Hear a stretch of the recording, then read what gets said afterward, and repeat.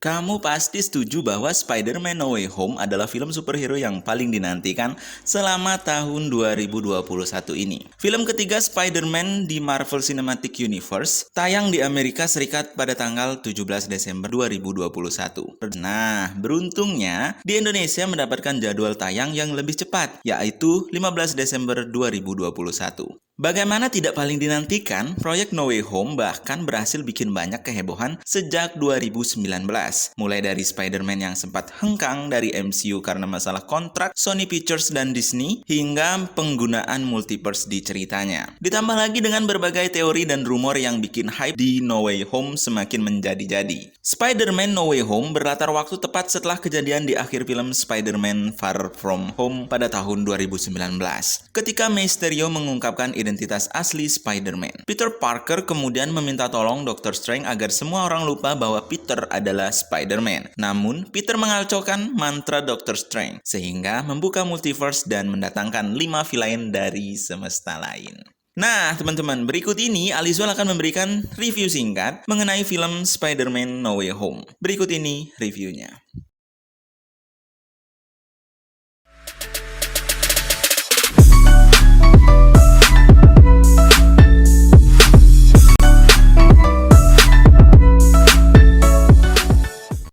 Hadirkan sisi lain Peter Parker yang menuju dewasa. Ketika Peter pertama kali diperkenalkan di MCU lewat Captain America Civil War pada tahun 2016, karakter tersebut tampil begitu kekanak-kanakan. Bahkan sifat kekanakannya masih terlihat di Spider-Man Homecoming pada tahun 2017, Avengers Infinity War pada tahun 2018, dan Far From Home yang tayang pada tahun 2019.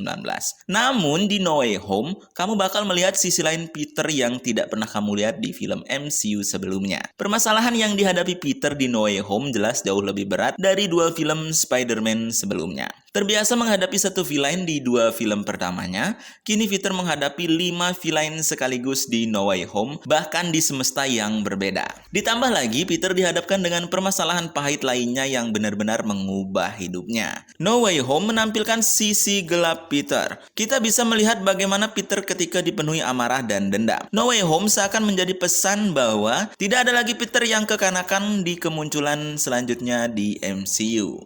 We need to send them back. So, Scooby-Doo this crap. You know, all this is kind of your mess. I know a couple of magic words myself, starting with the word please.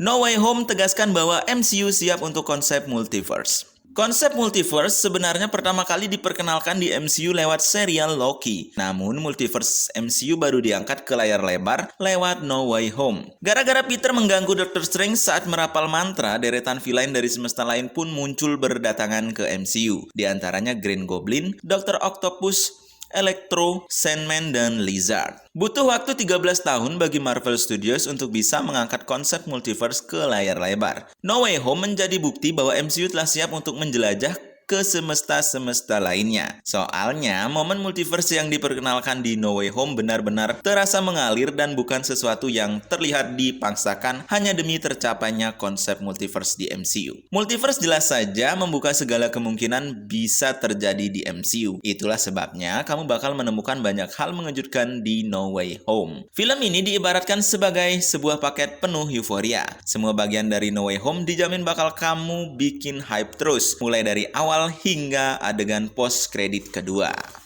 There isn't. They're a danger to our universe. You're not gonna take this away from me.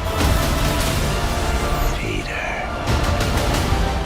Akting Tom Holland dan William Dafoe yang mencuri perhatian.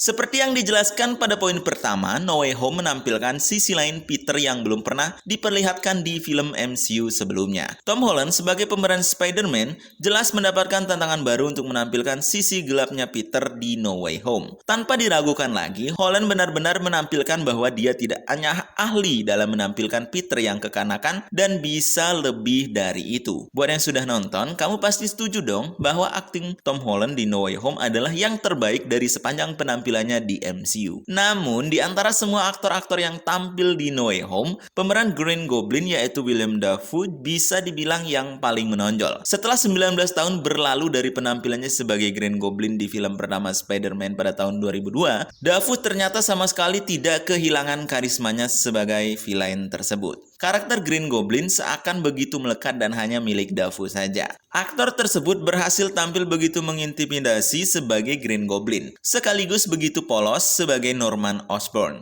Dafoe tampak sama sekali tidak kesulitan berganti kepribadian dalam satu film.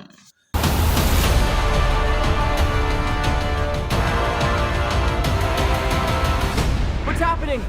They're starting to come through, and I can't stop them. Penuh dengan pertarungan intens. Buat kamu yang suka film superhero yang penuh aksi, dijamin kamu bakal dimanjakan dengan No Way Home. Di antara ketiga film Spider-Man di MCU, No Way Home menampilkan adegan pertarungan yang paling banyak. Jenis pertarungannya pun bervariasi, mulai dari pertarungan jarak jauh, jarak dekat, hingga pertarungan one by one. Lewat No Way Home, kita akhirnya bisa melihat seorang Peter melalui pertarungan yang begitu brutal dan intens. Pertarungan fisik yang dilalui Peter di No Way Home bisa dibilang tidak main-main. Aksi pukul dan saling banting di film ini sama sekali tidak bisa kalian temukan di dua film Spider-Man sebelumnya.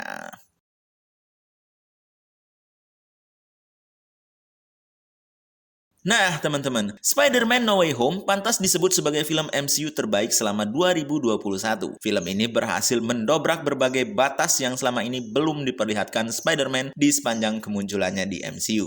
No Way Home menyajikan sajian lengkap mulai dari cerita emosional, pertarungan intens, hingga berbagai kejutan. Nah, teman-teman, setelah mendengarkan review Spider-Man No Way Home, apakah kamu tertarik untuk menonton film ini? Silakan tonton film ini mumpung masih tayang di bioskop. Dan buat yang sudah menonton, jangan lupa untuk tuliskan pendapat kalian di kolom komentar. Jangan lupa untuk subscribe channel Alizwell. Kita bertemu lagi di video selanjutnya.